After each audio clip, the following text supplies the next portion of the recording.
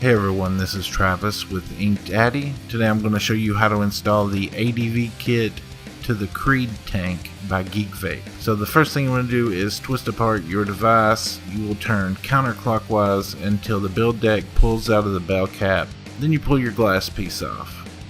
Now you're ready to install our ADV kit. It's that simple.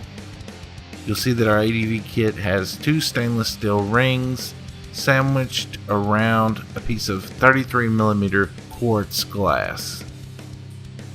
You will see that one side of the expansion rings will have a gasket. Your quartz glass will sit on these gaskets, and then the protruding side of these rings will go against the top and bottom of your Creed tank. All you need to do is slide it over the bell cap and thread the build deck against the ADV kit. Turn clockwise to tighten. Thanks everybody for checking us out. Leave a like, subscribe if you want to see updates on future models. Our website is www.inkedaddy.com. Thanks very much for coming by.